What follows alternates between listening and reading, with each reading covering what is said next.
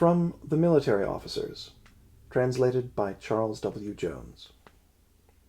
In the days of the great Emperor Constantine, there was unrest and dissension in Phrygia Adiaphalorum, and it was suggested to the most benign emperor that the evils be exterminated.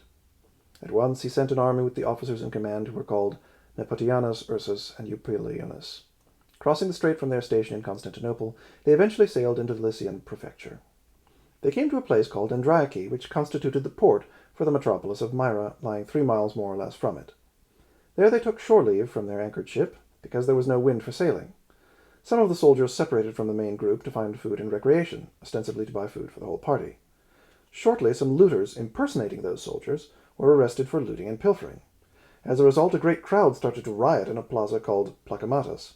Even the Myrians at the metropolis heard the crowd, who were mobbing the soldiers as if they were the lawbreakers. The tumult and noise were great indeed. Hearing it, the servant of God Nicholas, who administered the Holy Church of God there as bishop, walked down to quiet the disturbance, asking whether anything wrong or illegal had been done. As he arrived at Andriache, the officers of the army saw him and hailed him, drawing him into conference. The soldiers who knew him, and the others who met him for the first time, greeted him and embraced him with great affection. He asked them, "Where do you come from, and on whose business do you come, and for what reason do you come?" They told him, "We are peaceful. Our most benign emperor sent us to engage in battle with some lawbreakers, and we are on our way. Pray for us, most holy father, that we may prosper on our journey." Then the holy bishop invited them to go back to Myra with him, there to receive his blessing and to partake of food. The soldiers, admiring both the most holy bishop himself and his soft-spokenness, commanded everybody to quiet the tumult and thereby avoid arrest. Then Nicholas urged the soldiers to climb with him to the bishop's palace.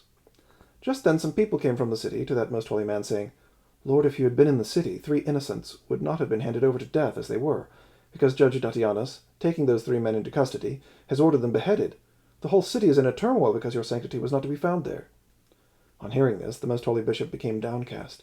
After speaking with the soldiers, he took their leaders and crossed the city. Coming to a plaza named Leonti, he asked those who were coming away from those who had received sentence whether they were still alive. They told him that the men still lived and were directly ahead at a place known as Dioscorus, which they would find at the martyrium of the brother confessors Crescentius and Dioscorus. As they were talking, Nicholas said that the victims ought by now to be coming out. When they got to the gate, some told him that they were in a place called Bira. That was to be the place of the beheading. St. Nicholas, now running, found a great crowd of people before the executioner, who was holding his sword up, anticipating the coming of the holy man.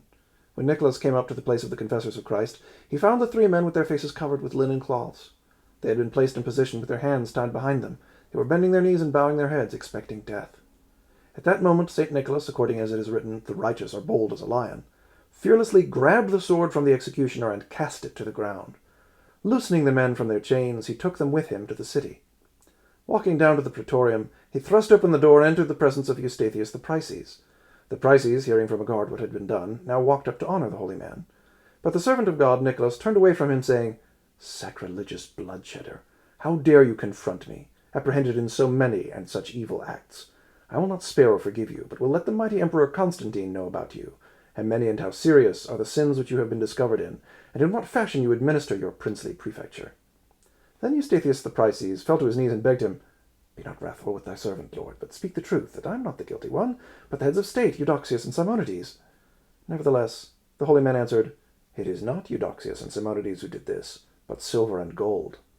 For the holy man had learned that the Prices was to receive more than 200 pounds of silver to execute the citizens for crime. Yet the most holy man, after the officers of the army had earnestly spoken in behalf of the Prices, granted him pardon, once the charges which the Prices had leveled against the 3 men were cleared. Then the army chiefs, during their refection with the very holy man, asked him to pray for them, and received from him his benediction. After prayers, they bade good-bye, and sailed away.